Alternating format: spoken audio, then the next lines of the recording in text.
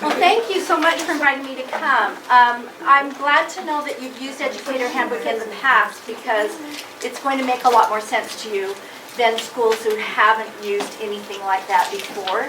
But we did have kind of a perfect storm, so to speak, because we've been trying for probably 10 years to get a district license for Educator Handbook in Granite School District. And it finally was approved through the board this July.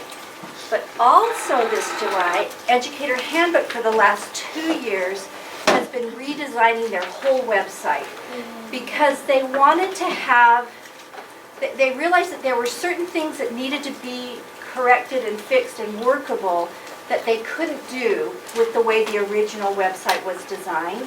And because it first came out in like 2001 or somewhere around there, and it's been 16 years, and technology has changed so much in those years that in order to make it so that it could work in multiple platforms and cell phones and iPads and computers, they needed to change the way that the whole thing was designed.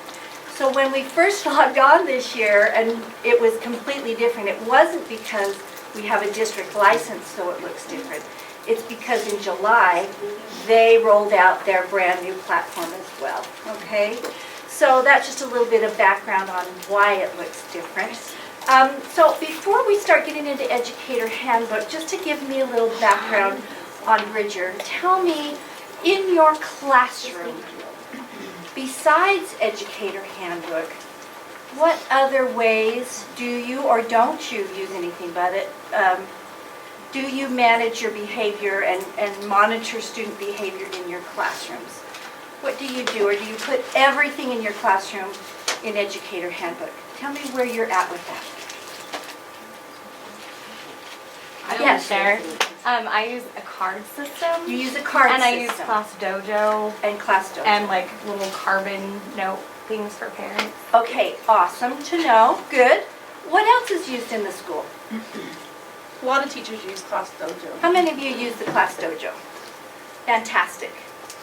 And do you do a clip system or anything like that, anyone? Or the card, you use a clip system?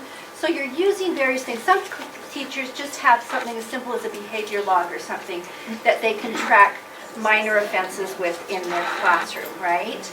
So with Educator Handbook, when you had your license previous to this, did you have the classroom add-on that allowed you to write minor incidents in Educator Handbook, or did you only have the opportunity to write an office referral in your previous license? I thought we only had office. I only knew about The office referral. So when it was had an option to something, not do that. when it was something that you wanted to document in your classroom, but it didn't need intervention from Millicent, we could you could put in documentation only, but it would still go to her and she would still have to process it. No. You had your own system for documentation only. No, we use Educator's Handbook, but you can choose to send it to her or not. To her or not. Good. So you had the add-on. You had the full system. That's There what were- I didn't understand. There were many schools in our district that never had the teacher side of Educator Handbook. They only had the basic license that just gave them the opportunity to write a referral for the administration. So if they were just documenting something, they had to put documentation only, but it still made it so that the principal still had to process all of those. Some that came in. teachers, everything they write still comes to me, but most teachers, when they write it, so somehow some are missing a step. Right, so that's what we want to clarify a little bit. In addition, because you have more background on Educator Handbook, I'll show you the nuances of the new system. But I think it would be really beneficial because this is going to be a system that is really quite robust for keeping track of things at the classroom level. Clarifying as a school, what things would we want to keep track of at the classroom level, and at what point do we need to send things on as an office referral? Do you already have something like that clarified in your building, or no? Yeah, we do. Do you have like a flow chart of some kind, or major, minor? It was not clear. Okay, so that might be something that would be really good for your systems coaches to work with your leadership or PBIS team to really shore up over the next little bit. Because the problem, the beauty of Educator Handbook is that it provides us with a really powerful, easy way to look at data in our building and be able to identify students who need extra support, and also to infer what kinds of issues they're having so we know more specifically what kind of support and intervention to give them.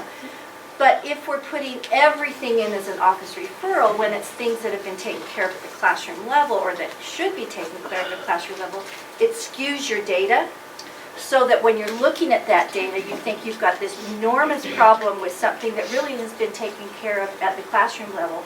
And the nice thing is that we can disaggregate the reports now so that we can only look at the classroom level incidents and we can only look at the school-wide incidents separately. So if we want to see at the classroom level, we've got all this going on and it's supposed to be school-wide.